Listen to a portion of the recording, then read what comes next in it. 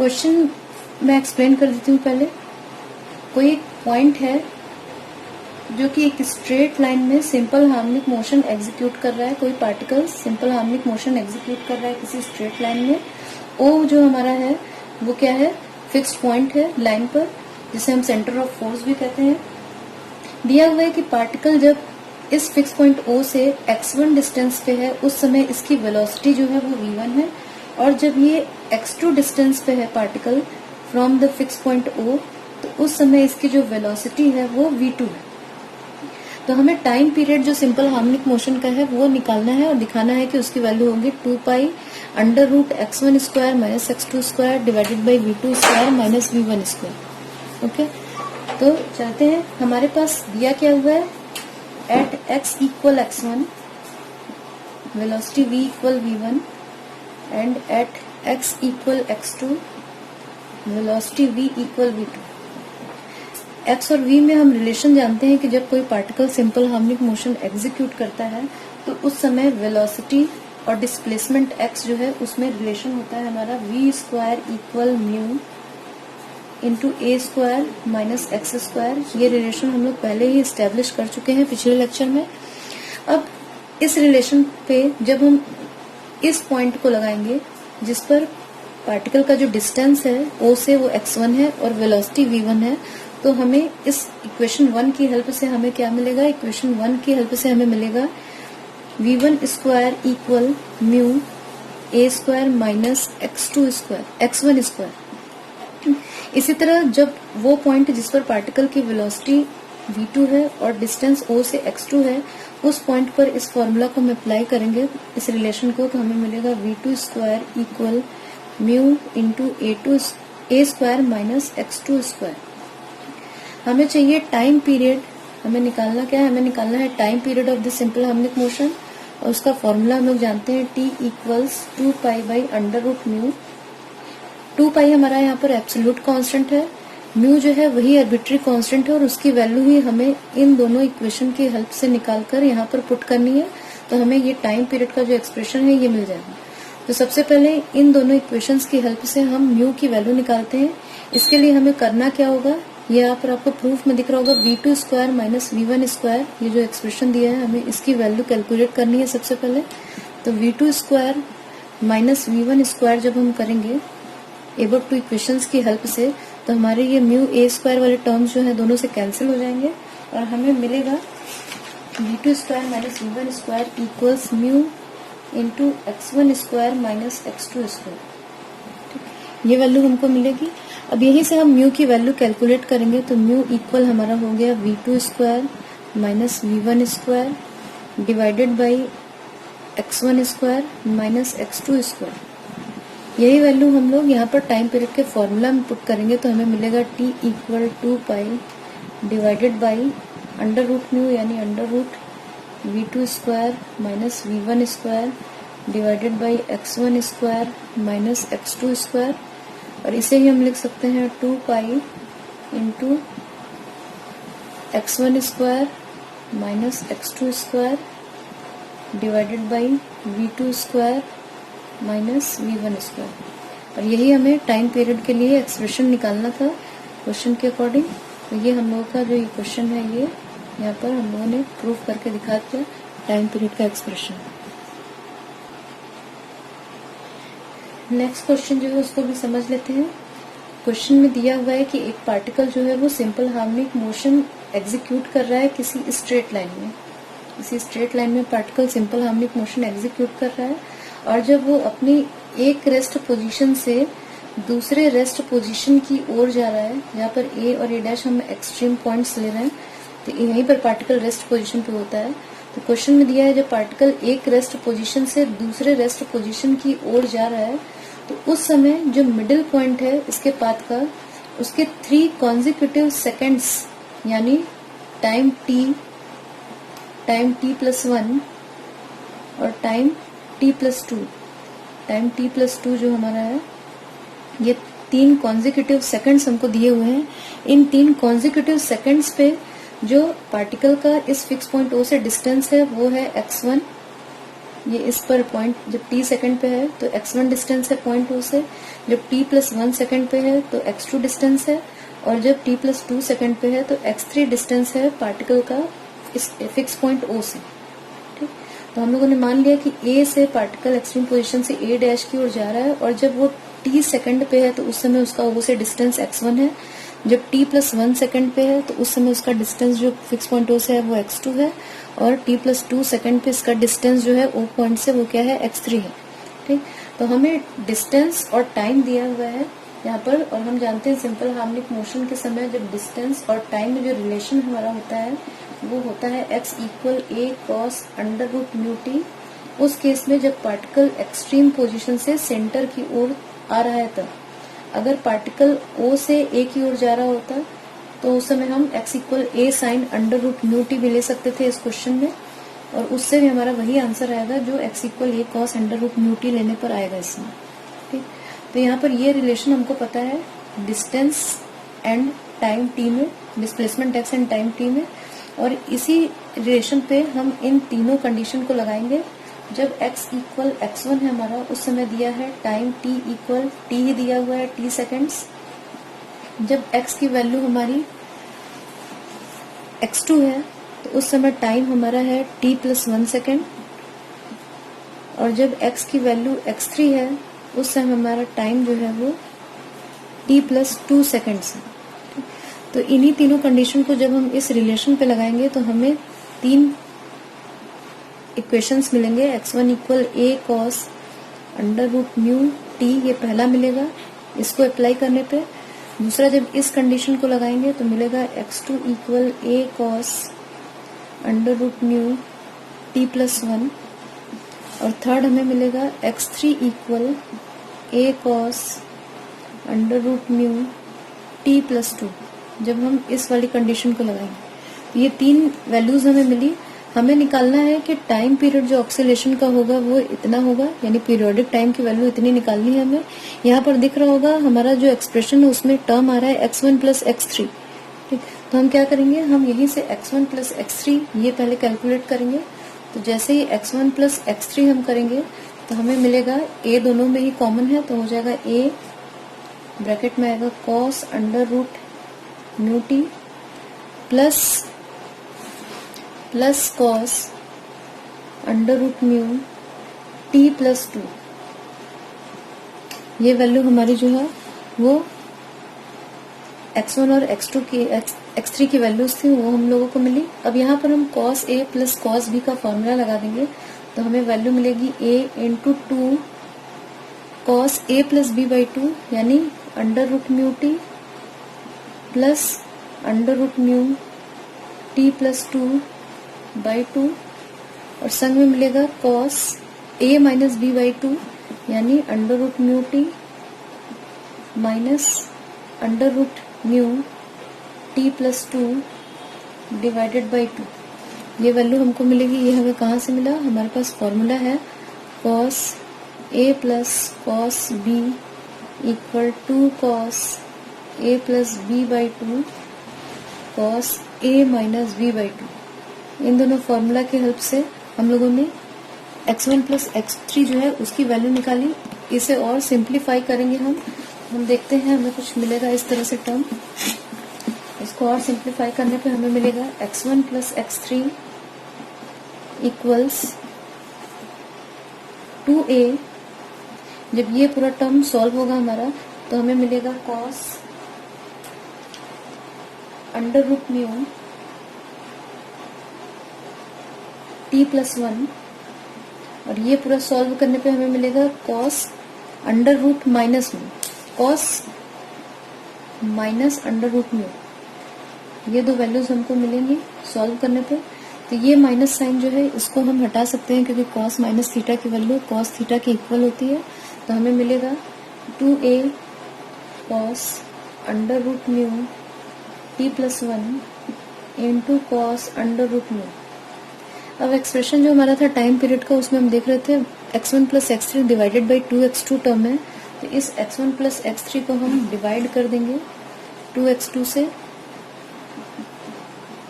तो हमारे पास बचेगा कुछ इस तरह से टर्म, ये हम लोगों ने x1 प्लस x3 की वैल्यू लिखी, x2 की वैल्यू हम लोगों के पास आई थी 2 into a cos under root mu t plus 1, ये हमारी वैल्यू थी x2 की।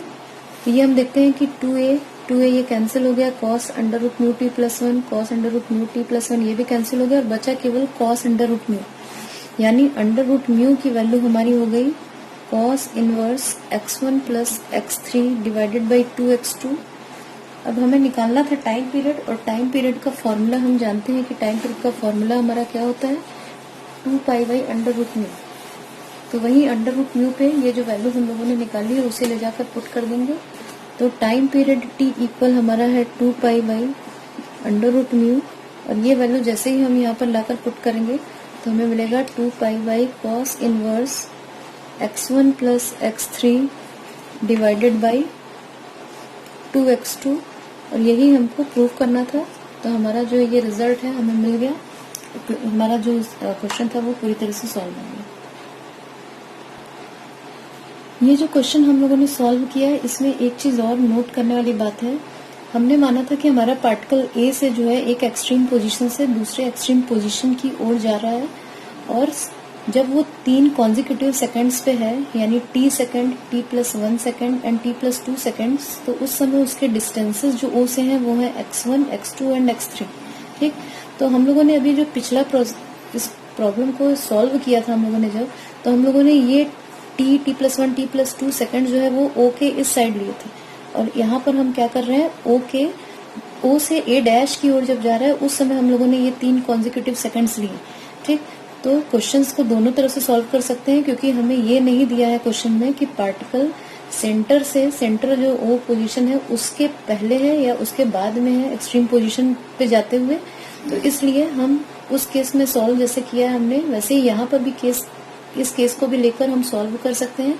अंतर इतना होगा, इस समय हमारा जो मोशन है पार्टिकल का वो ओ से ए की ओर है, ओ से टूवर्ड्स ए की ओर है, और इस केस में हम जानते हैं एक्स और टी में जो रिलेशन हम लेते हैं x equal a sine under root mu t लेते हैं, और पिछले केस में जो हम लोगों ने लिया था उस केस में हमारा जो पार्टिकल था वो ए से ओ की ओर जा रहा था, इसलिए उस समय हमारा जो रिलेशन था एक्स और टी में वो था x equal a cos under root mu t. ठीक, तो इस रिलेशन से भी, इस डायग्राम को अगर हम लेकर चलते हैं तो इस रिलेशन से भी हम क्वेश्चन को सॉल्व कर सकते हैं, और हमारा जो सेम रिजल्ट वही मिलेगा जो हम लोगों ने अभी पिछले केस में निकाला था, उस वही सेम रिजल्ट आएगा, कोई प्रॉब्लम नहीं है। तो आप दोनों केस को लेकर इस क्वेश्चन को सॉल्व कर सकते हैं। अब हमारा जो नेक्स्ट क्वेश्चन है वो कुछ इस तरह से है, एक पार्टिकल जो है वो किसी स्ट्रेट लाइन में सिंपल हार्मोनिक मोशन एग्जीक्यूट कर रहा है with periodic time t, question में ये दिया हुआ है, और o जो है वो सेंटर है। जब पार्टिकल किसी टाइम पर p पोजीशन पे है उस समय दिया है कि पार्टिकल का डिस्टेंस जो है इस फिक्स पॉइंट o से सेंटर से वो है स्मॉल b, और उस समय पार्टिकल की जो वेलोसिटी v है वो इस तरह है और वो o से a की तरफ है, उस डायरेक्शन में। क्वेश्चन में हमें ये दिखाना है कि पार्टिकल जब p से a की ओर जाएगा और a से p पर फिर वापस आएगा तो उस जर्नी को पूरा करने में उसे इतना टाइम लगेगा, यानी P से A जाने और A से फिर P वापस आने में पार्टिकल को इतना समय या इतना टाइम लगेगा, यही चीज हमको प्रूफ करके दिखाना है। तो हम क्या करेंगे, हम मान लेंगे कि O टू A, पार्टिकल को O से A जाने में टोटल टाइम जो हमारा है वो लग रहा है हमारा T2। हमने माना कि O से A पर जाने में पार्टिकल को टाइम T2 लग रहा है, और उस समय हमारा जो डिस्टेंस है पार्टिकल का O से A में वो क्या है हमारा, उस समय वो डिस्टेंस A जो कि हम एम्पलीट्यूड मान के चल रहे हैं तो A डिस्टेंस है। और जब पार्टिकल O से P की ओर जा रहा है तो उस समय उसको T1 टाइम लग रहा है O से P जाने में। अगर हमें पता है कि O से A जाने में T2 टाइम लग रहा है और O से P तक जाने में T1 टाइम, तो P से A जाने में कितना टाइम लगेगा, P टू A जाने में टाइम इंटरवल या जो टाइम लगेगा पार्टिकल को वो होगा हमारा T2 माइनस T1। अगर हम ये T2 माइनस T1 कैलकुलेट कर लें तो P से A जाने और A से P वापस आने में जो हमारा टाइम लगेगा वो होगा हमारा 2 into T2 minus T1, P to A and back to P। इसमें जो टाइम लगेगा टोटल वो हमारा हो जाएगा 2 इंटू T2 माइनस T1। तो हमें यही T2 और T1 जो है इसको कैलकुलेट करना है।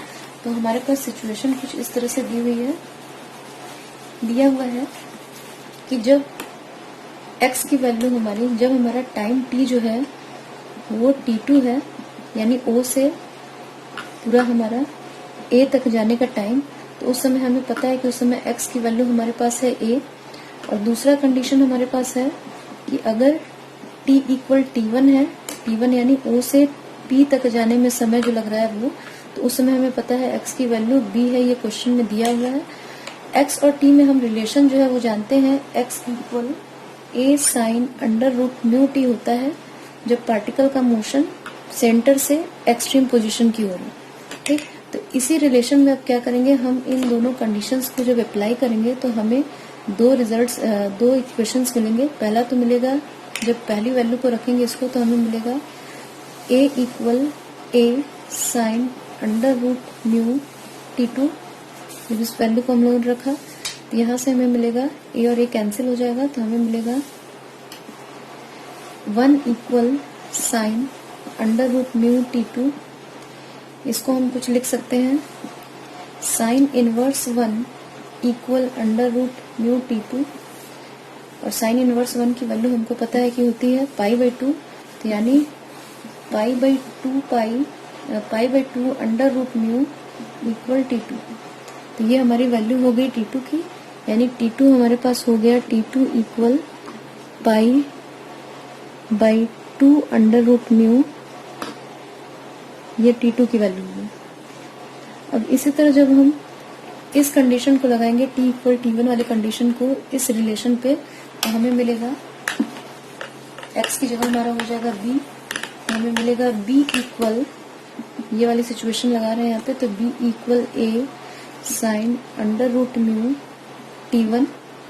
यहाँ से T1 कैलकुलेट करना है हमको, तो ये हमारा हो गया b/a equal sine under root mu T1, यानी यहाँ से लिख सकते हैं sine inverse b/a equal under root mu T1।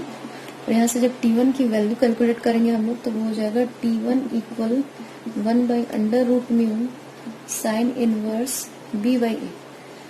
तो हमें T2 और T1 दोनों वैल्यूज हमें मिल गई हैं। T1 हमारा आया है one by under root mu sine inverse b/a। ठीक, ये दो वैल्यूज जब हमको मिल गई तो हम क्या करेंगे, T2 माइनस T1, ये हमें पता था कि T2 माइनस T1 जो हमारा है वही हमारा P से A जाने में जो टाइम लग रहा है वो है, ये हमारा था O से A जाने में हमारा टाइम लग रहा था T2, और O से P जाने में हमारा टाइम लग रहा था T1। तो P से A जाने में जो हमारा टाइम है वो हो जाएगा T2 माइनस T1। ठीक, तो T2 माइनस T1 हमारा क्या होगा, दोनों की वैल्यूज हमारे पास हैं। T2 इक्वल है π/2 अंडर रूट म्यू, और T1 हम लोगों ने निकाला है 1/रूट म्यू साइन इनवर्स b/a। दोनों में से 1/अंडर रूट म्यू हम कॉमन करेंगे, तो अंदर हमारे पास बचा π/2 माइनस साइन इनवर्स b/a, और ये सॉल्व करने पे हम लोगों को मिलेगा 1/रूट म्यू कॉस इनवर्स b/a। ये वैल्यू हम लोगों को मिली T2 माइनस T1 की। हमें निकालना है P से A जाने और A से P फिर वापस आने का समय, तो वो हमको पता है होगा 2 इंटू T2 माइनस T1। ठीक, तो time taken in moving from P to A and back to P, time taken from P to A,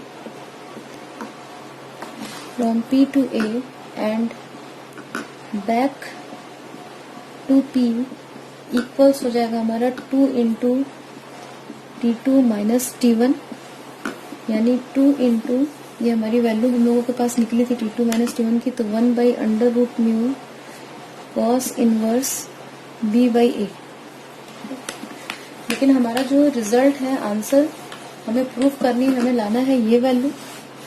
ठीक, हमारी आई है ये वैल्यू और हमें प्रूफ करना है ये। तो हमारे पास अंडर रूट म्यू जो आया है वो हमें हमारे रिजल्ट में नहीं चाहिए, रिजल्ट में t और पाई चाहिए, और हम जानते हैं इन तीनों में रिलेशन होता है t equal 2 pi by under root mu. तो यहाँ से अंडर रूट म्यू को हम रिप्लेस कर सकते हैं। अंडर रूट म्यू की जगह हम लोग लिखेंगे 2π/t। ये वैल्यू जो है ये हम ले जाकर यहाँ पर पुट करेंगे तो हमारा अंडर रूट म्यू हट जाएगा और t और पाई जो हमें चाहिए वो वैल्यूज आ जाएंगी। यहाँ पर नेक्स्ट स्टेप पे हम लिख सकते हैं 2 इंटू t/2π।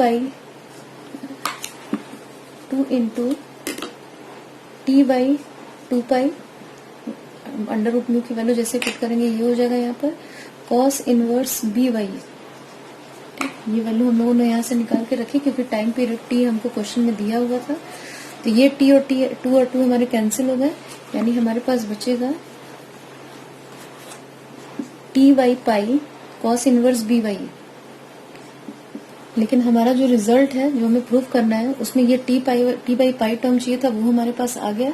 लेकिन हमें जो रिजल्ट चाहिए उसमें tan इनवर्स वाला टर्म है और हमारे पास है cos इनवर्स b/a। तो इस cos इनवर्स को हम चेंज करेंगे tan इनवर्स में। कैसे? cos इनवर्स b/a को हम लोगों ने मान लिया थीटा, तो यहाँ से b/a इक्वल हो गया हमारा cos थीटा।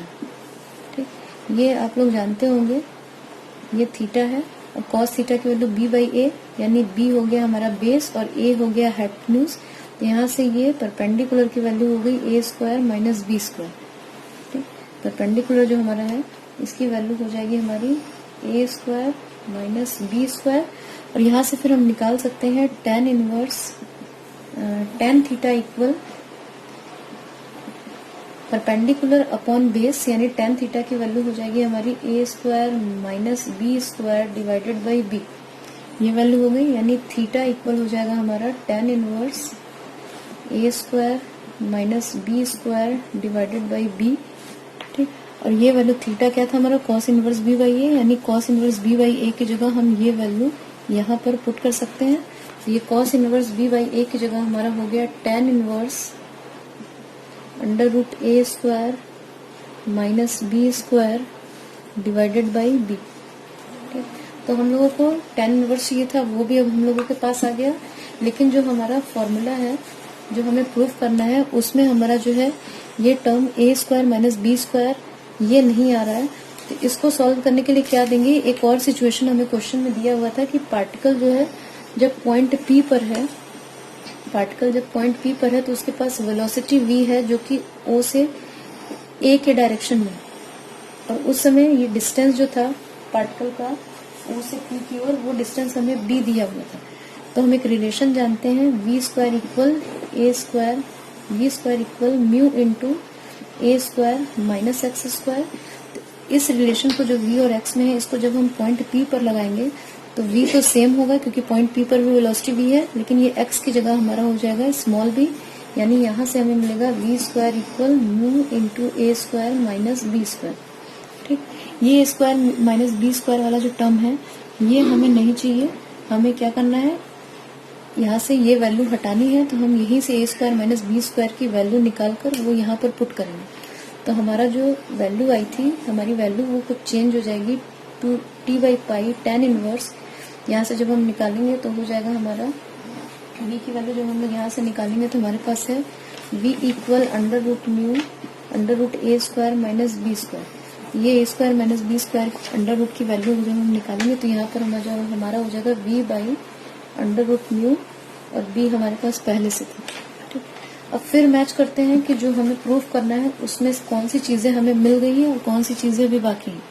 t/π ये टर्म हमको मिल गया है, tan इनवर्स ये था वो भी मिल गया है। यहाँ पर हमारा v टर्म है, v चाहिए हमको, ठीक है। अंडर रूट म्यू ये हमें नहीं चाहिए, तो ये अंडर रूट म्यू की जगह हमें क्या टर्म चाहिए, t/2π। तो फिर वही relation t equal 2π by under root mu हम जानते हैं, तो अंडर रूट म्यू हमें यहाँ से हटाना है, तो अंडर रूट म्यू की जगह हम पुट करेंगे 2π/t।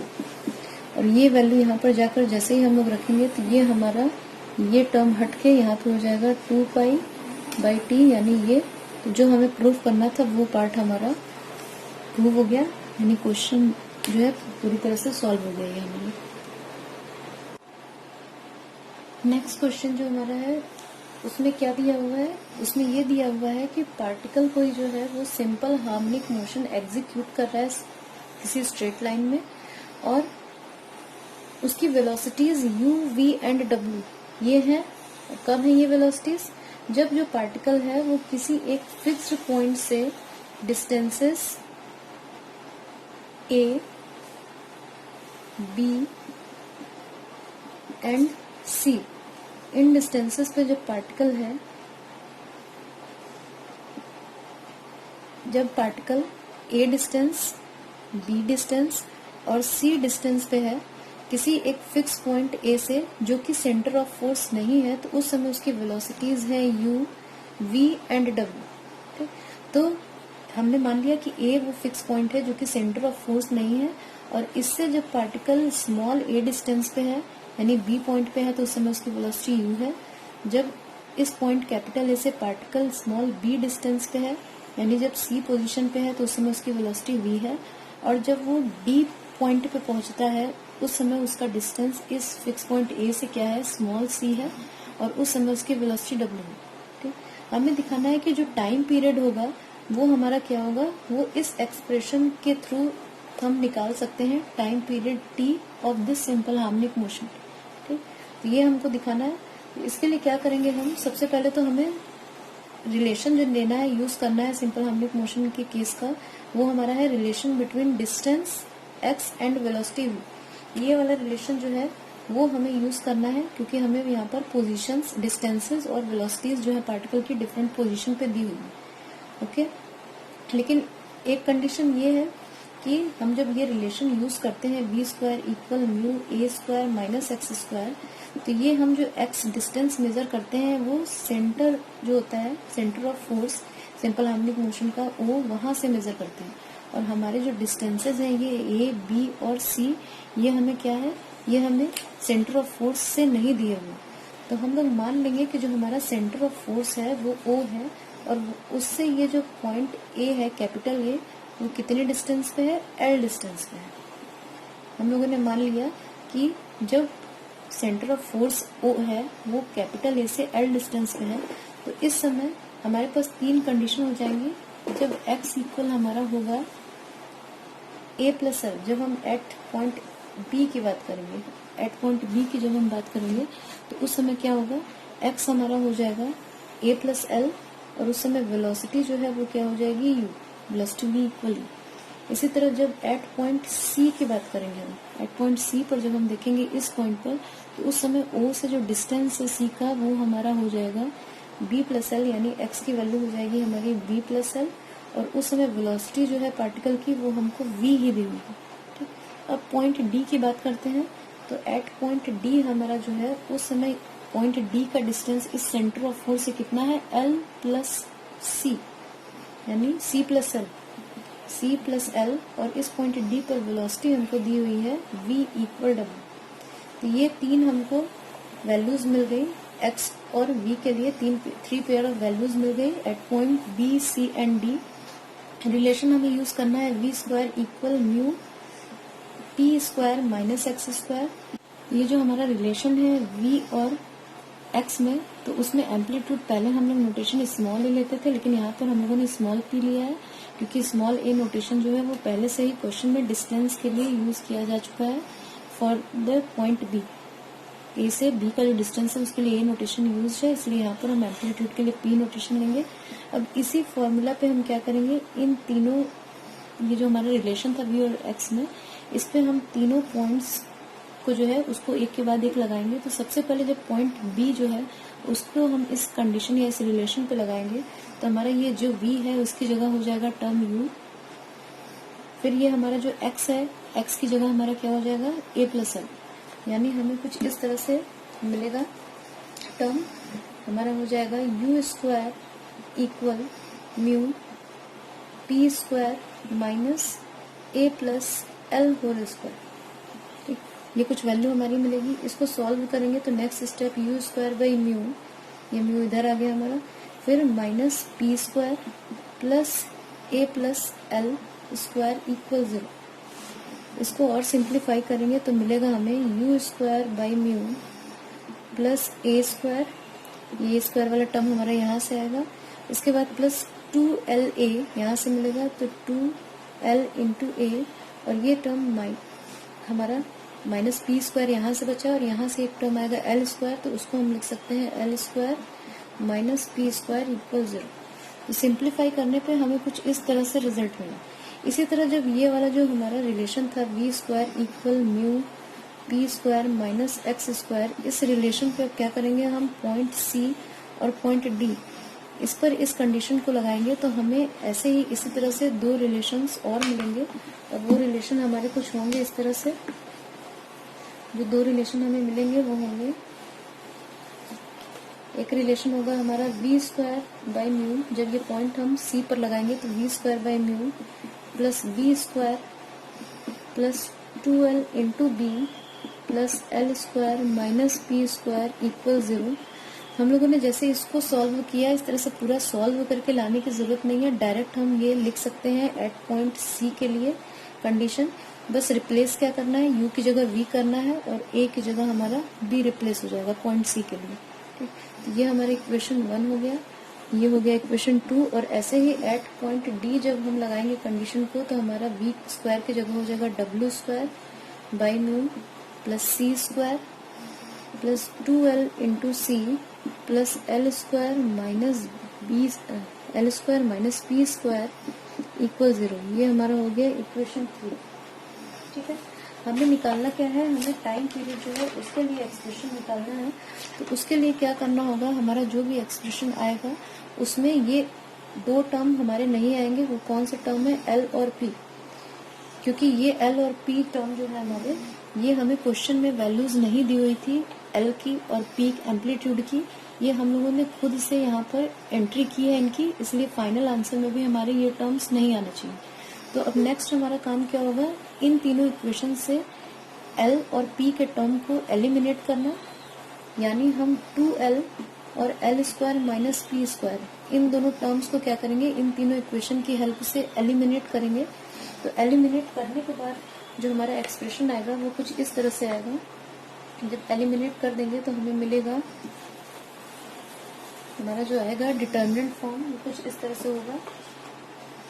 हमें मिलेगा you square by mu plus A square a1, ये पहले वाले इक्वेशन से मिला। सेकंड वाले इक्वेशन की हेल्प से मिलेगा v square by mu plus b square b1, और लास्ट वाला इक्वेशन जो 3 वाला है उससे मिलेगा W square by mu plus C square c1 equal 0। जब एल और पी की वैल्यूज को एल और l square minus p square को एलिमिनेट करेंगे तो हमें कुछ इस तरह से डिटर्मिनेंट फॉर्म मिलेगा। डिटर्मिनेंट की प्रॉपर्टी जो है उसकी हेल्प से क्या करेंगे, इसके बाद हम नेक्स्ट टर्म कुछ इस तरह से लिख सकते हैं। डिटर्मिनेंट की प्रॉपर्टीज जो आप लोगों ने पढ़ी होगी इंटरमीडिएट में, तो इसके बाद हम लिख सकते हैं 1 by mu U square a1 V square b1 W square c1 plus A square a1 B square b1 C square c1 equal 0। कुछ इस तरह से हमारी वैल्यू होगी डिटर्मिनेंट की प्रॉपर्टी से। अब क्या करेंगे, नेक्स्ट टर्म में हम ये वाला डिटर्मिनेंट जो है इसको राइट हैंड साइड में ले जाएंगे, तो ये हमारी वैल्यू हो जाएगी इक्वल माइनस ऑफ दिस। इस डिटर्मिनेंट को सॉल्व करेंगे जब हम, तो हमें वैल्यू मिलेगी, इसकी पूरी वैल्यू हमारी आएगी माइनस a माइनस बी। ये डिटर्मिनेंट सॉल्व करना आप लोग जानते होंगे, तो पूरा सॉल्व करने पे हमारी वैल्यू आएगी a minus b, b minus c, c minus a. और ये वैल्यू जब यहाँ पर हम पुट करेंगे तो हमारा नेक्स्ट स्टेप में मिलेगा a minus b into b minus c into c minus a. ठीक, ये हमको मिला। उसके बाद क्या करना है, हमें चाहिए टाइम पीरियड की एंट्री यहाँ पे। टाइम पीरियड के लिए एक्सप्रेशन तो हम जानते हैं t इक्वल 2π/√μ ये होता है। इस म्यू को हमको हटाना है क्योंकि हमें ये एक्सप्रेशन चाहिए टाइम पीरियड के लिए जिसमें म्यू का टर्म नहीं है। तो यहाँ से हम लिख सकते हैं टी स्क्वायर इक्वल 4π² और यहाँ से म्यू की वैल्यू हमारी आएगी 4π²/t²। ठीक, और इस वैल्यू को ले जाकर हम क्या करेंगे, इस म्यू वाली जगह पे जब रखेंगे तो हमें मिलेगा, इसी वैल्यू को हम जब यहाँ पर रखेंगे तो यहाँ से हमें मिलेगा 4π²/t² है, तो ये t²/4π² u square a1 v square b1 w square c1 equal a minus b, b minus c, c minus a। और इसके बाद हमें जो एक्सप्रेशन चाहिए उसके हिसाब से जब हम सेट करेंगे तो डिटर्मिनेंट की प्रॉपर्टी से यहाँ हम लिख सकते हैं u square v square w square, row और कॉलम्स को इंटरचेंज करके a b c 1 1 1। Next step में ये हमारा इधर चला गया तो हो गया 4 pi square by t square into a minus b, b minus c into c minus a. ठीक, तो यही एक्सप्रेशन जो है यही हमें प्रूव भी करना था। ठीक, तो ये देख रहे हैं हमारा रिजल्ट जो है आ गया, यानी हमारा जो क्वेश्चन है वो कम्प्लीटली सॉल्व हो गया।